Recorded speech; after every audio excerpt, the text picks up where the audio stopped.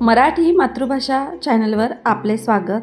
आज आपण मराठी बालभारती इयत्ता 3 या पाठ्यपुस्तकातील कविता क्रमांक 7 टिंब या कवितेचे स्पष्टीकरण पाहणार आहोत.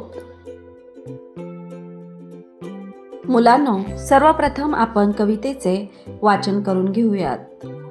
ऐका, म्हणा, वाचा. एकदा एक टिंब इकडे तिकडे हिंडले. शब्दांच्या बागेमध्ये फुलपाखरू झाले. नदीचा केला नंदी, माडीची केली मांडी, बाबूचा केला बांबू, कुडीची केली कुंडी, शेळीची झाली शेंडी, अगच झालं अंग, भाडे बनले भांडे, रग बनला रंग. हिंडून हिंडून असे टिंब अगदी दमले. वाक्याच्या शेवटी येऊन पूर्णविराम बनले. मुलांनो, अतिशय सुंदर कविता आहे. या कवितेच्या कवयित्री आहेत डॉक्टर निलिमा गुंडी. मुलांनो, आपण अनेकदा बोलताना लिहिताना अनेक शब्द वापरतो. कधीकधी एखाद्या शब्दामध्ये टिंब, ज्याला आपण अनुस्वार असे म्हणतो, तो आला तरी त्या शब्दाचा संपूर्ण अर्थ बदलत असतो. मराठी भाषेमधील अनुस्वाराची ही गंमत खूप मजेशीर आहे. या कवितेमध्ये कवयित्रीने टिंब म्हणजेच अनुस्वार दिल्याने शब्दांचा अर्थ कसा बदलतो ते अगदी मजेशीर पद्धतीने या कवितेत मांडलेले आहे. या कवितेमध्ये टिंब वेगवेगळ्या शब्दांमध्ये फिरतो आणि प्रत्येक शब्दाला वेगवेगळा अर्थ प्राप्त होतो.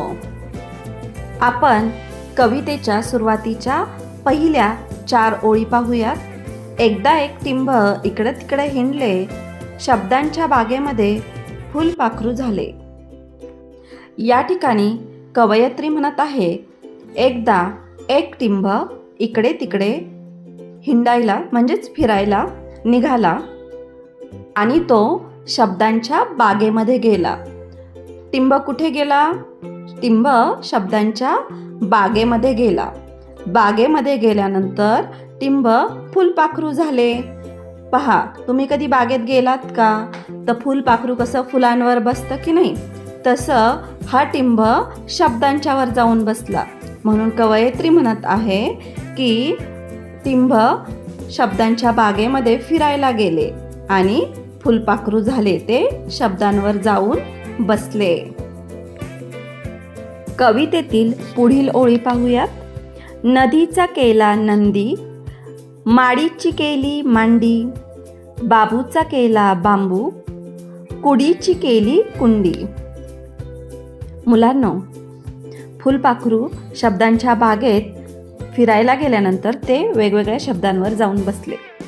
ते नदी या शब्दावर जाऊन बसल्यावर नदी या शब्दाचा झाला नंदी.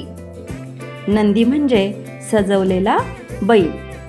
अशाच पद्धतीने टिंब ज्यावेळेस माडी या शब्दावर जाऊन बसतो त्यावेळी माडी या शब्दाचे रूपांतर मांडी या शब्दामध्ये होतं. मांडी म्हणजे पायाचा एक अवयव. पुढचा शब्द आहे बाबू.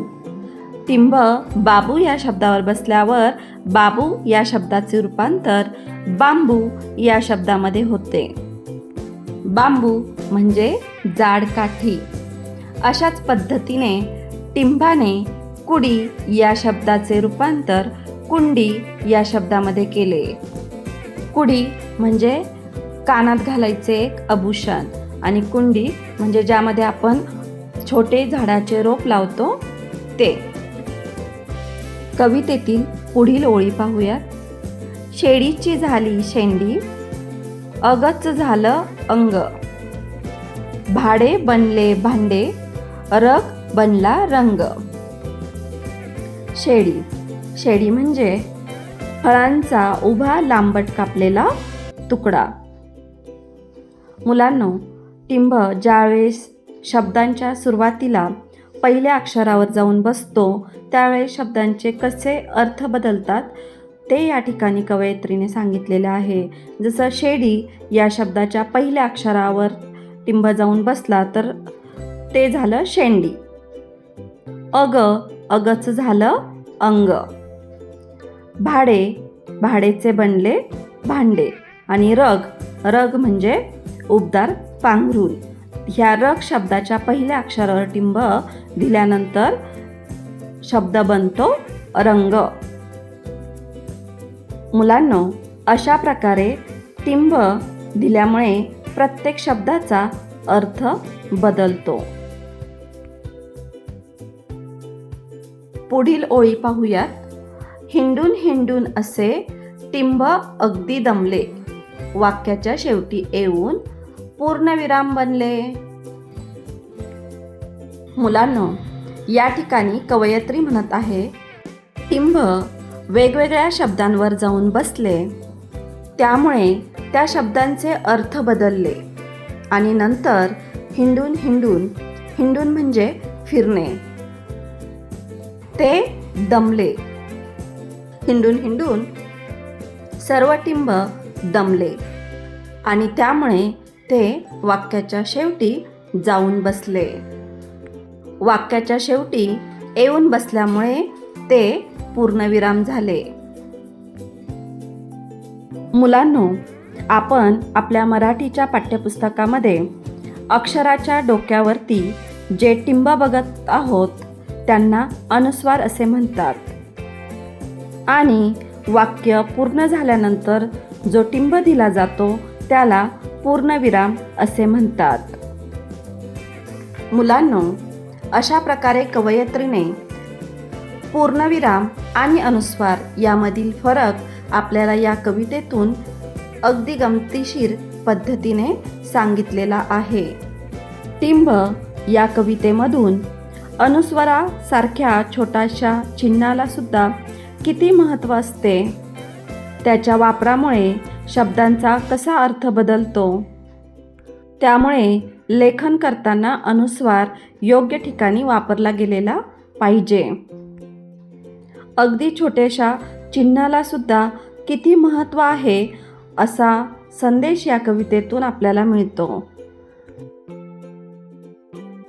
मुलांनो, आज आपण टिंब या कवितेचा भावार्थ समजून घेतला.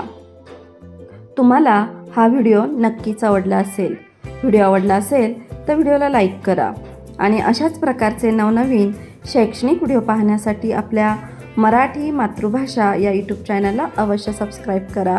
थँक्यू.